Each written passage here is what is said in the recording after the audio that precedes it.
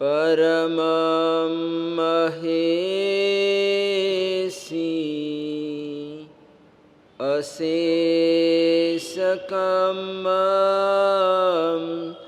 सविशोहयित्वा सिद्धिं गतिं सायमनन्तपत्ते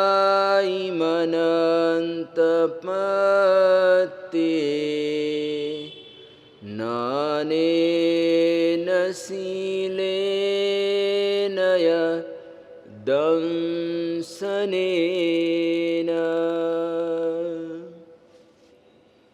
श्रमण भगवान महावीर स्वामी के पंचम गणधर सुधर्मा स्वामी जी महाराजा अपने आराध्य जन जन की श्रद्धा के केंद्र बिंदु ऐसे भगवान महावीर स्वामी का गुणगान करते हुए जम्बू स्वामी को फरमा रहे हैं कि हे जम्बू, श्रमण भगवान महावीर स्वामी ने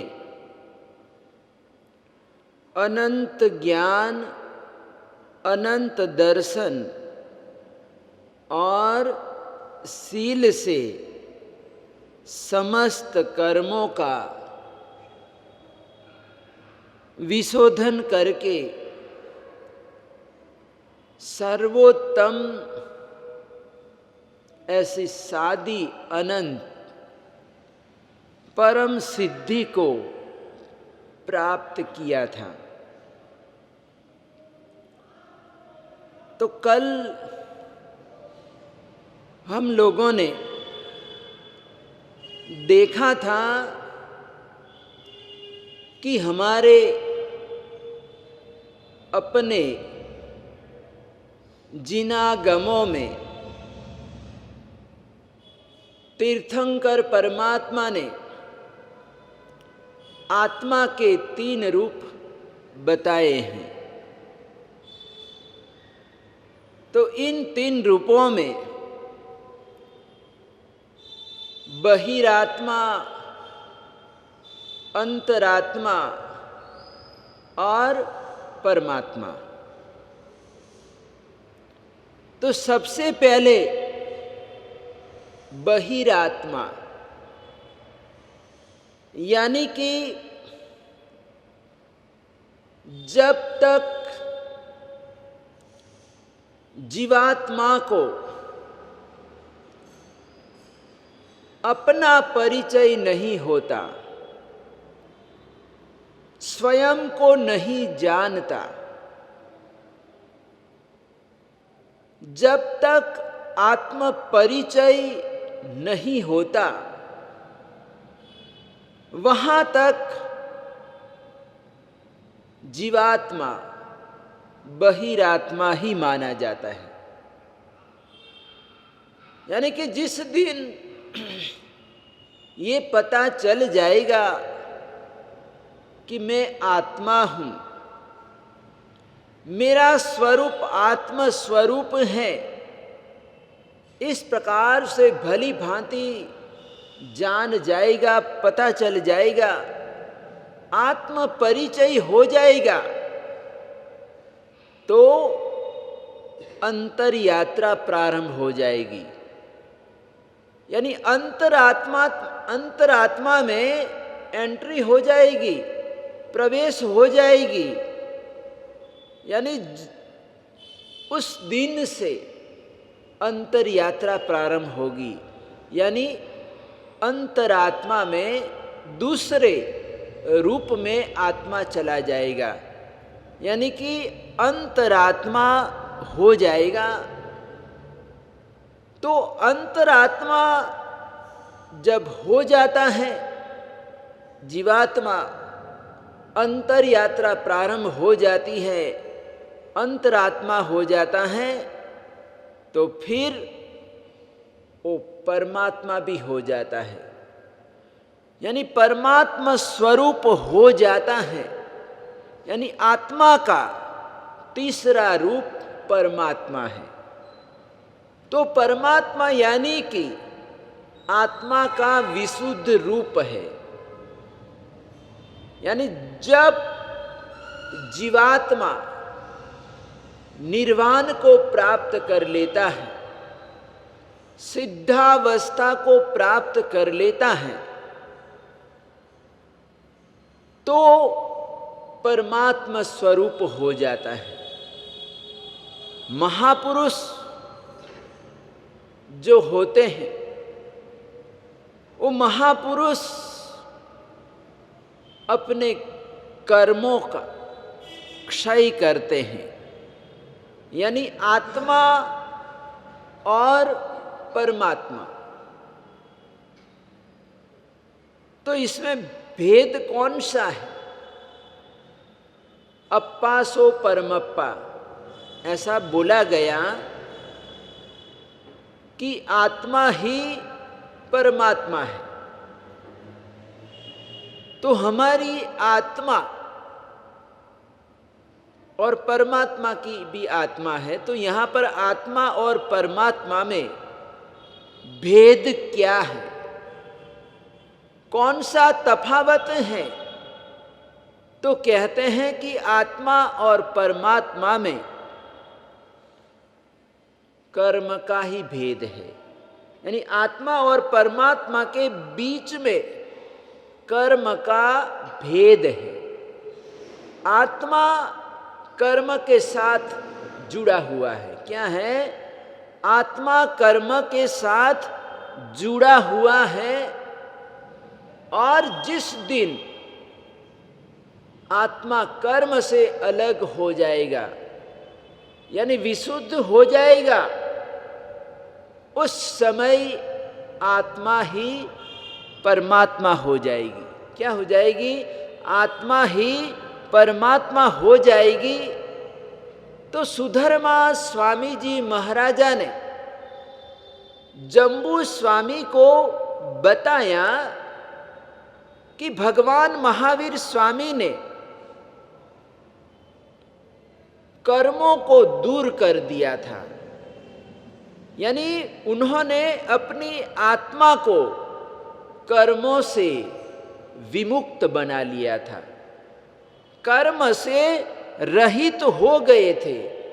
और जहां जहां कर्म है वहां वहां से मुक्त हो जाना।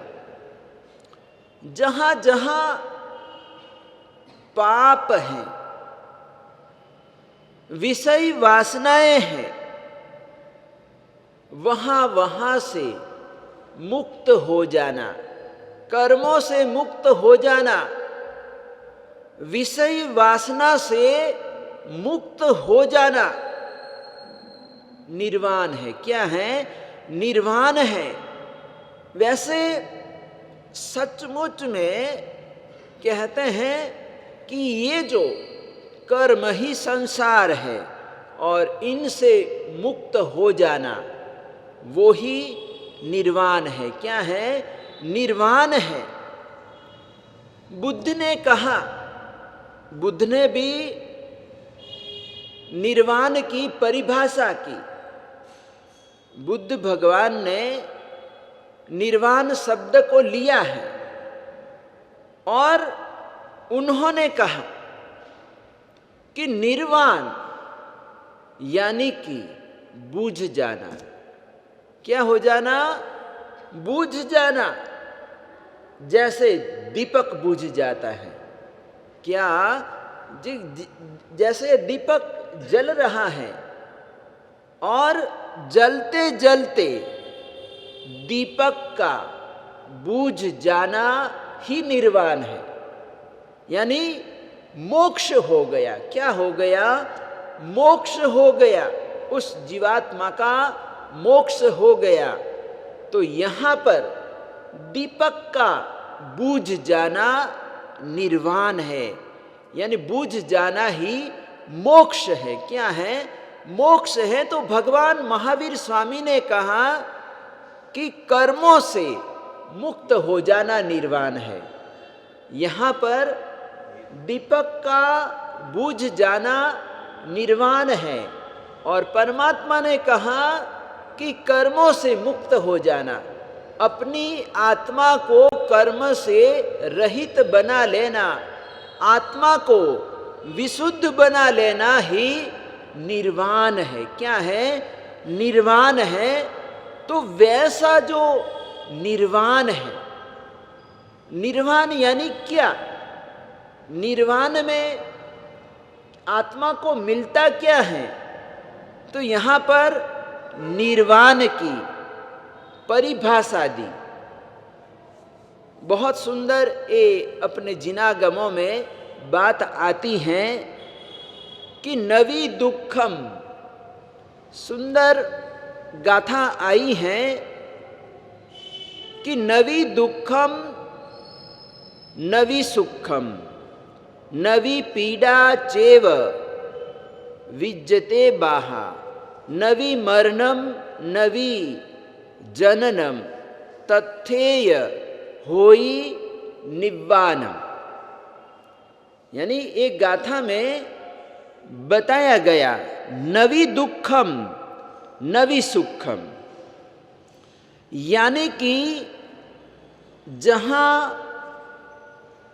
न तो दुख है न तो सुख है, न किसी तरह की कोई बाधा है, न मृत्यु है न जन्म है, वही निर्वाण है। यहाँ पर निर्वाण के बारे में समझाया गया कि जहाँ पर दुख नहीं है और सुख भी नहीं है,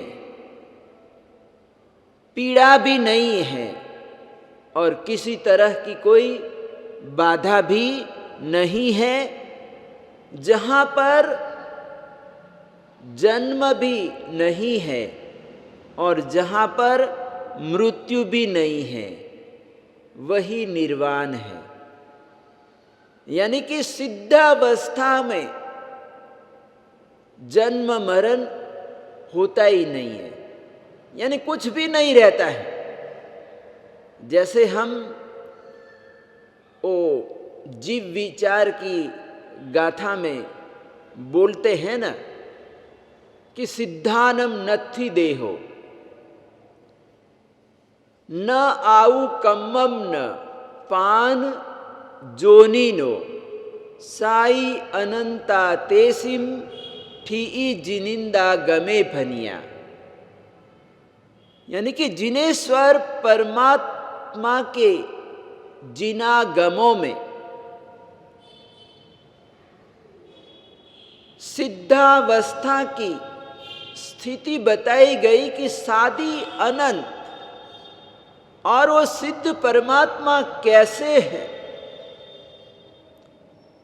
तो बताया गया कि सिद्धानम नत्थि देहो, यानी कि सिद्ध परमात्मा को शरीर नहीं है, देह ही नहीं है, न आयु कम्मम न पान जोनीनो, आयुष्य भी नहीं है, प्राण भी नहीं है,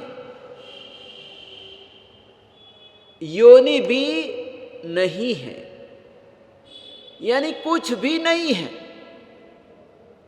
और वहां की जो स्थिति है वो सादी अनंत स्थिति बताई गई, और वहां पर जाकर जीवात्मा स्थिर हो जाता है और वहीं पर जीवात्मा हमेशा हमेशा के लिए टिक जाता है।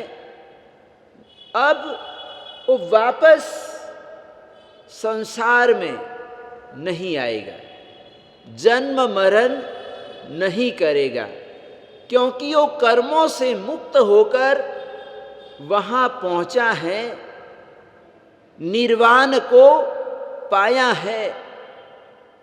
तो अब वो सिद्ध हो गया, अब वो वापस संसार में नहीं आएगा। तो ऐसे स्थान का नाम है निर्वाण है। क्या है? निर्वाण है। तो यहाँ पर बताया गया कि दुख तो समझ में आता है कि जहां पर दुख नहीं है, लेकिन वहां पर सुख भी नहीं है, यानी दोनों का अभाव है। जहां पर आत्मा ने निर्वाण प्राप्त कर लिया, निर्वाण को उपलब्ध हो गया, तो वहां पर दुख नहीं है। ये बात तो हमारी समझ में आ जाती है, लेकिन यहाँ पर बताया गया कि वहाँ सुख भी नहीं है। इस सामान्य व्यक्ति को समझाना मुश्किल हो जाता है, कठिन हो जाता है। एक महात्मा ने एक व्यक्ति को बोला कि चलो मेरे साथ चलो, मैं तुमको स्वर्ग में ले जाता हूं। तो वो बोलता है स्वर्ग में क्या क्या मिलेगा? तो महात्मा ने बताया कि स्वर्ग में सुख ही सुख है। क्या है? स्वर्ग में सुख ही सुख है, दुख तो वहां पर है ही नहीं है। चलो मेरे साथ चलो, मजे करना, मजे से रहना। तो वो व्यक्ति महात्मा को पूछता है कि वहां सुख तो है, बहुत सारा मुझे सुख मिलेगा, लेकिन वहां पर हुक्का पीने को मिलेगा या नहीं मिलेगा? हुक्का मिलेगा या नहीं? पीने को लिए हुक्का वहां पर है या नहीं? तो महात्मा जी कहते हैं कि हुक्का तो नहीं मिलेगा। वहां पर हुक्के की क्या जरूरत है? वहां पर हुक्का नहीं है, ये तो व्यसन है। क्या है? हुक्का पीना यानी ये व्यसन है। तो व्यक्ति कहते कि अगर वहां पर हुक्का नहीं है तो मुझे ऐसा सुख नहीं चाहिए। उसने मना कर दिया कि मुझे स्वर्ग में नहीं आना, मुझे ऐसा स्वर्ग नहीं चाहिए। तो यहां पर जो हम सुख दुख की बात कर रहे हैं, कहते हैं कि सुख भी दुख का ही भाग है, एक अंश है। क्या है? एक अंश है। शायद जिस वस्तु से हमको सुख मिल रहा,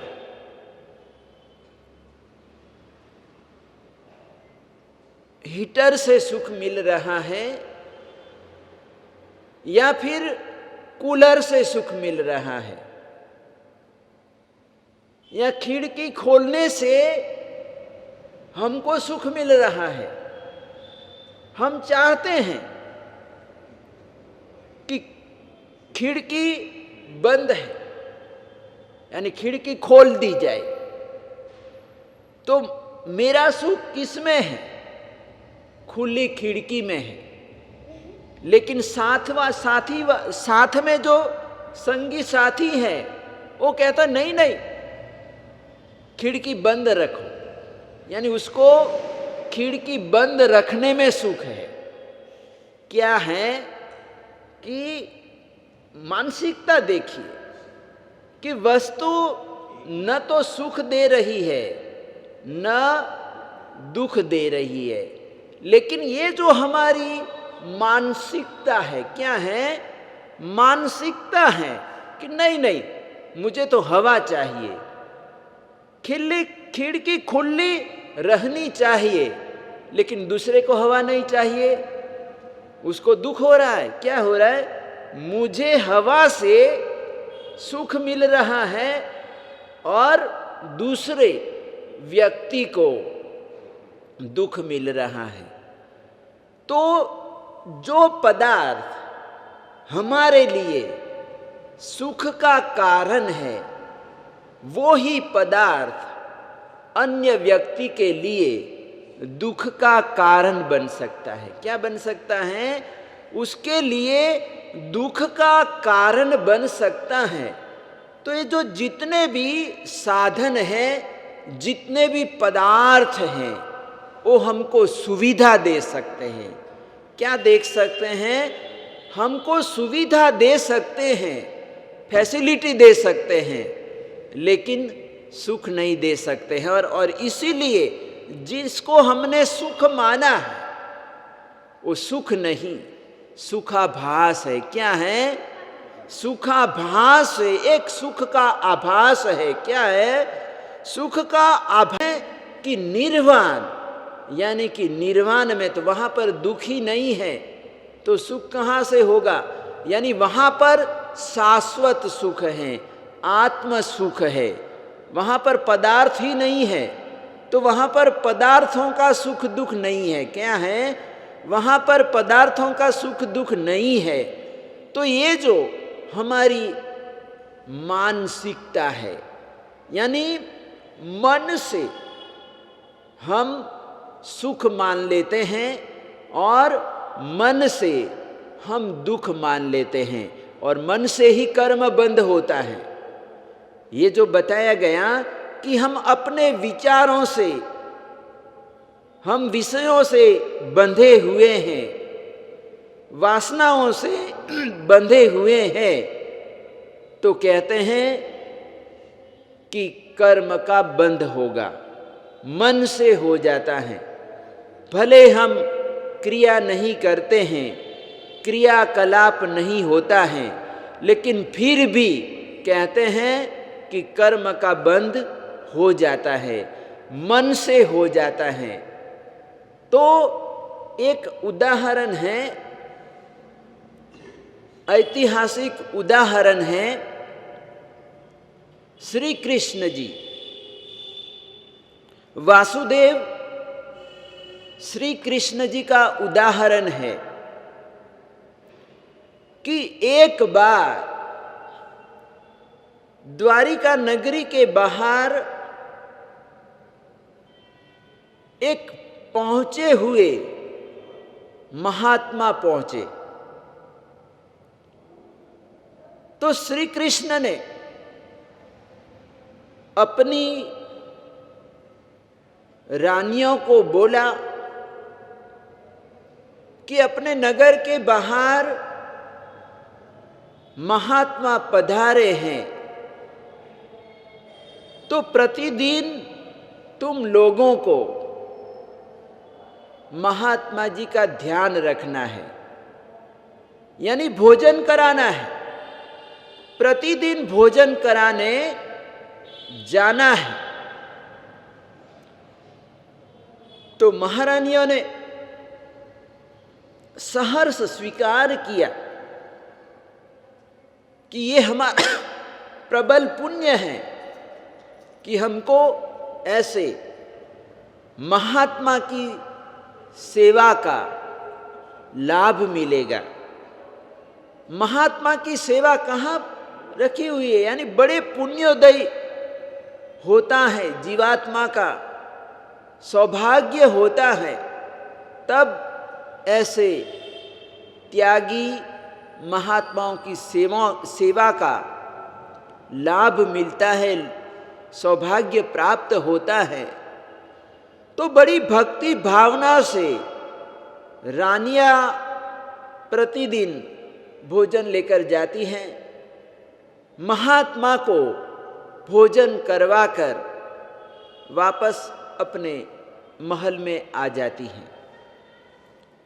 तो उनका ये नित्य क्रम बन गया, प्रतिदिन वो जाती और भोजन करवा के आ जाती। तो एक दिन मूसलाधार बारिश हुई और लगातार बारिश होती रही, रुकने का नाम नहीं ले रही थी। और ज़्यादा बारिश होने से नदी में बाढ़ आ गई, चारों तरफ पानी पानी। अब इधर टाइम हो गया, भोजन का टाइम हो गया, तो महारानियां नदी के तट पर आई, क्योंकि बीच में नदी पड़ती थी। नदी पार करके जाना पड़ता था। सामने किनारे पर महात्मा ठहरे हुए थे और वहाँ पर ये प्रतिदिन जाती थी। लेकिन आज बारिश होने से नदी ने अपना रौद्र रूप धारण कर लिया था। वो उफनती हुई जा रही थी, बाढ़ आई हुई थी। तो महारानियों ने देखा कि आज हम कैसे जा सकती हैं, क्योंकि बाढ़ आई है, हम आज पहुंच नहीं सकती। तो वापस श्री कृष्ण महाराजा के पास आई। कृष्ण जी के पास आकर वो कहती हैं कि नदी में बाढ़ आई है, तो आज कैसे भोजन करवाया जाएगा, यानी बड़ी समस्या है। तो श्री कृष्ण ने कहा कि ये कोई बड़ी समस्या नहीं है। उन्होंने मुस्कुराते हुए कहा कि ये कोई बड़ी समस्या नहीं है, तुम जाओ और नदी को ऐसा कहो कि हे नदी, अगर महात्मा जी सदा उपवासी है तो तू हमें मार्ग दे दे, जाने के लिए रास्ता दे दे, तुम जाओ। तो रानियां तो हंसने लगी कि ये कैसे हो सकता है, महात्मा जी उपवासी कैसे हो सकते हैं, क्योंकि हम हर रोज खिला रही है, भोजन करवा रही हैं, और ये महात्मा ऋषि उपवासी कैसे बन सकते हैं। लेकिन श्री कृष्ण ने कहा, तो फिर आज्ञा उनके बोला कि तुम तो इसमें विचार करने की बात ही क्या है। महारानियों ने कहा कि चलो चलते हैं। वो मन में मुस्कुरा रही थी कि ये कैसे बन सकता है, कैसे हो सकता है। लेकिन वो नदी के किनारे पर आकर उन्होंने कहा कि हे सरिते, ये ऋषि महात्मा अगर सदा उपवासी है तो तू हमें मार्ग दे दे, हम सामने किनारे पर जाना चाहती है, हमको तू मार्ग दे दे। और जैसे ही उन्होंने बोला कि हमारे ऋषि सदा उपवासी है, तो हे सरिते तू हमें रास्ता दे दे। और कहते कि नदी ने रास्ता दे दिया और वो गई, महात्मा जी को भोजन करवाया और भोजन करवाकर वापस नदी के किनारे आई तो देखा कि अब ये पहले वाला मंत्र तो काम नहीं आएगा। पहले जब आना था तो हमने बोल दिया कि महाराज जी अगर सदा उपवासी है तो तू रास्ता दे दे।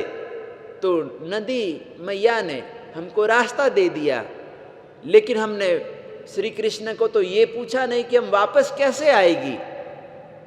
तो आने के लिए भी तो पूछना था ना। लेकिन उन्होंने कहा कि ये हमारी भूल हो गई, चूक हो गई, हम चूक गए कि वापस आने के लिए कौन सा मंत्र। तो इसका तो रास्ता ये जो दूसरा मंत्र है वो तो ऋषि ही बता सकते हैं। तो रानियां वापस लौटकर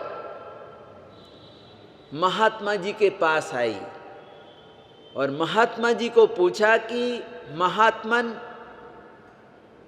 हम यहाँ पर पहुँच तो गई, आ तो गई, लेकिन हम वापस कैसे जाएं?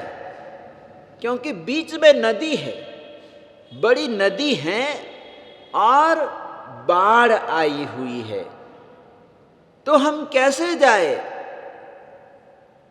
तो महात्मा जी ने कहा कि तुम जाकर नदी को बोलो कि अगर श्री कृष्ण सदा ब्रह्मचारी है। क्या है? अगर श्री कृष्ण सदा ब्रह्मचारी है तो हे नदी, तू हमें रास्ता दे दे, तू हमें मार्ग दे दे। तो ऋषि की बात सुनकर रानियों को हंसी आई कि हम इतनी सारी उनकी महारानियां हैं और वो ब्रह्मचारी कैसे रह सकते हैं। उनकी समझ में नहीं आया, लेकिन महात्मा है, ये हमारे गुरु है। क्या है? ये हमारे गुरु है, वंदनीय है, परम आदरणीय है। उनकी आज्ञा का पालन करना हमारा परम कर्तव्य है। आज्ञा गुरु नाम अविचारणीया, यानी कि एक बार गुरु ने कोई बात कह दी तो हमारे लिए अविचारणीय है, यानी कि विचार ही नहीं किया जा सकता। यानी ये कैसे होगा? यानी को बुद्धिमान तो सोच सकता है ना, वो तर्क वितर्क कर सकता है कि ये कैसे हो सकता है, लेकिन रानियों ने गुरु की बात श्रद्धा से स्वीकार की और नदी के किनारे आकर बोली कि हे सरिते, श्री कृष्ण इतनी महारानियों के होते हुए भी अगर वो ब्रह्मचारी है तो तू हमें रास्ता दे दे। और जैसे ही उन्होंने बोला कि बोलते ही नदी ने रास्ता दे दिया और वो चलकर अपने महल में आ गई। तो गई और वापस आई तो ये महारानियां अपने मन में विचार करने लगी कि ये कैसी बातें हैं, ये बड़ी अटपटी बातें हैं। जब हम गई तो हमारे पतिदेव ने ऐसा बोला कि ऋषि अगर सदा उपवासी है तो नदी रास्ता दे देगी, और नदी ने भी रास्ता दे दिया। और जो ऋषि है वो ऋषि प्रतिदिन भोजन कर रहे हैं। क्या कर रहे हैं? भोजन कर रहे हैं, लेकिन फिर भी वो उपवासी कैसे हो सकते हैं। और दूसरे नंबर में ये कृष्ण के लिए महात्मा ने ऐसा बताया कि वो सदाचारी हैं, सदा ब्रह्मचारी हैं, तो नदी रास्ता दे दे। तो नदी ने रास्ता दे दिया। तो ये कौन हमें समझाएगा? तो सीधी वो कृष्ण के पास आती हैं और पतिदेव श्री कृष्ण को कहती हैं कि हे पतिदेव, ये जो दोनों बातें हमारी समझ में नहीं आई। आपने कहा और ऋषि ने जो बात कही आपके बारे में, तो ये कैसे हो सकता है, आप समझाओ। तो उस समय श्री कृष्ण कहते हैं कि मैंने ऋषि को सदा उपवासी कहा, बताया। तो जो वो ऋषि है वो भोजन तो कर रहे हैं, लेकिन वो लीन कहां पर, उनका मन कहां है? भोजन करते हुए भी उनका जो मन है वो आत्मा में लीन है, परमात्मा में लीन है। कहां पर लीन है? आत्मा में लीन है, परमात्मा में लीन है। और उनको पता ही नहीं है कि भोजन कैसा है, मीठा है, कड़वा है, क्या है। यानी रस एकदम, कहते हैं कि रसों का उन्होंने त्याग कर दिया है। यानी रसासक्ति बिल्कुल नहीं है। यानी भोजन के प्रति जो आसक्ति होनी चाहिए वो बिल्कुल नहीं है। यानी वो अनासक्त भाव है। यानी ये जो हमारा भारतीय योग, यानी यहाँ पर भारतीय दर्शनों में बताया कि यहाँ पर भोग में भी योग बताया गया। क्या बताया गया? कि भोग में भी योग है। कि यहाँ पर उपवास का जो मतलब है, कहते हैं कि उपवास यानी समीप रहना। उपवास, उप यानी समीप, यानी वास यानी कि रहना। उपवास यानी समीप रहना, यानी किसके साथ रहना? तो बताया गया कि आत्मा के नजदीक रहना, आत्मा के पास रहना, वो उपवास है। क्या है? वो उपवास है कि हमारे सामने आत्मा रहनी चाहिए, आत्मा लक्ष्य में रहना चाहिए। कि उपवास यानी आत्मा के निकट रहने का नाम है उपवास। यानी भोजन करते हुए भी कहते हैं कि वो महात्मा उपवासी हैं। भले किसी सामान्य व्यक्ति ने उपवास रख लिया, लेकिन अगर वो अभ्यास, मैं ये नहीं कह रहा हूं उपवास तो हमको करना ही चाहिए, यानी उपवास करने का अभ्यास तो बनाए रखना चाहिए। यानी ये मेरी बात है, आप बहुत गहराई की बात है, लेकिन उपवास छोड़ना मत।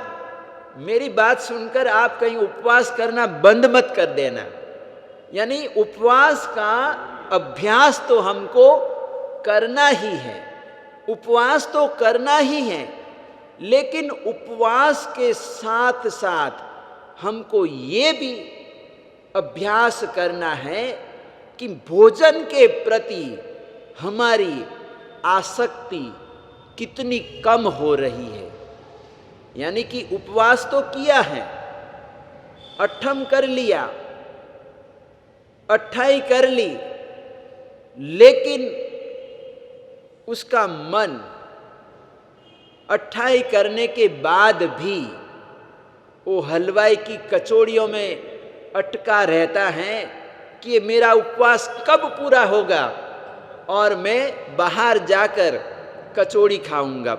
यानी इस तरह के अभी तो उपवास चालू है, लेकिन वो सोच रहा है कि अभी 2 दिन बाकी है, उपवास के 2 दिन बाकी है, और जैसे ही मेरा पारना होगा मैं पारने में ये खाऊंगा वो खाऊंगा। मतलब वो अभी से उसका मतलब प्लान चल रहा है उपवास, लेकिन उसका मन कहाँ पर है? आहार पर है। कहाँ पर है? आहार पर है। अभी से वो तैयारी करने लगा है कि मेरे को परसों तो मिलने ही वाला है और परसों में ये खाऊंगा। घर पर तो पारना होगा ही, लेकिन शाम को बाहर भी जाऊंगा, बाजार में भी खा के आ जाऊंगा, जो मनपसंद जो वस्तु है वो भी मैं खा के आ जाऊंगा। तो इस तरह से कहते हैं कि आहार के प्रति हमारा मन लगा हुआ है, आसक्त है। तो कहते हैं कि उपवास रखते हुए भी हमारा वो लंघन बोला गया, उसको कहते हैं कि लंघन बोलते हैं कि ये उपवास नहीं ले, लंघन हो गया, लांघन हो गया।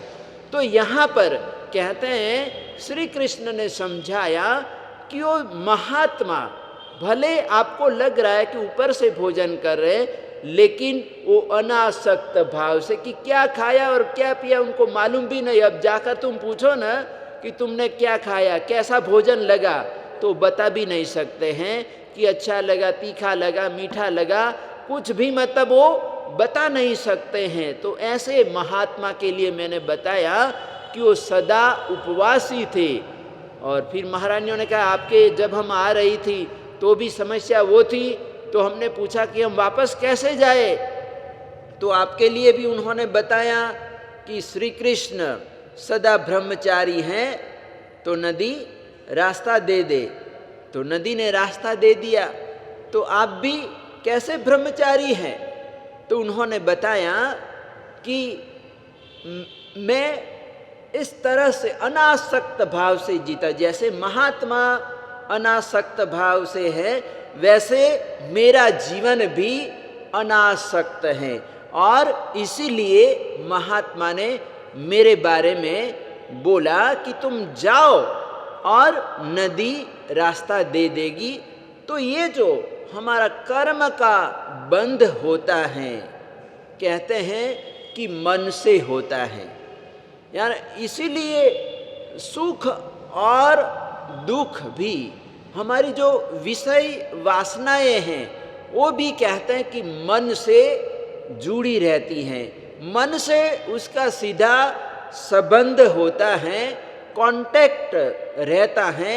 और इसीलिए कहते हैं कि मन के लिए बताया कि मन एव मनुष्यानाम, यानी मनुष्यों का मन ही बंध और मोक्ष का कारण है।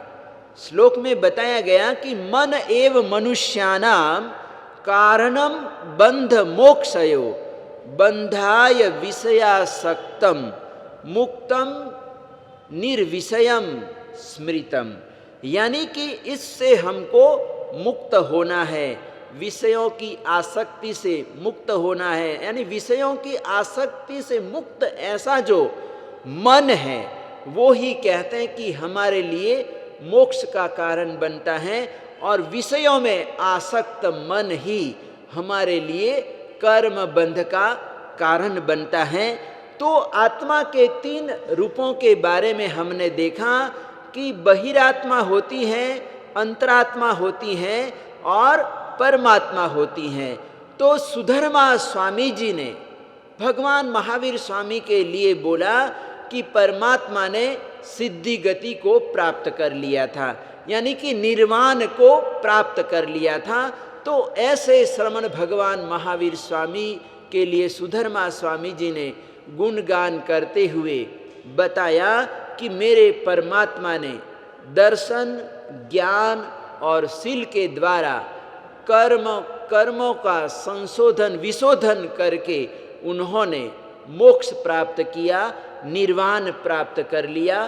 तो इस प्रकार से सुधर्मा स्वामी जी ने जम्बू स्वामी को बताया कि श्रमण भगवान महावीर स्वामी ने निर्वाण को प्राप्त किया था। और कैसे निर्वाण प्राप्त किया, तो दर्शन, ज्ञान और शील के द्वारा और अपने कर्मों का क्षय करके परमात्मा ने निर्वाण प्राप्त किया था। तो अब आगे सुधर्मा स्वामी जी आगे की गाथा में क्या बताते हैं उसके बारे में हम आगे देखें।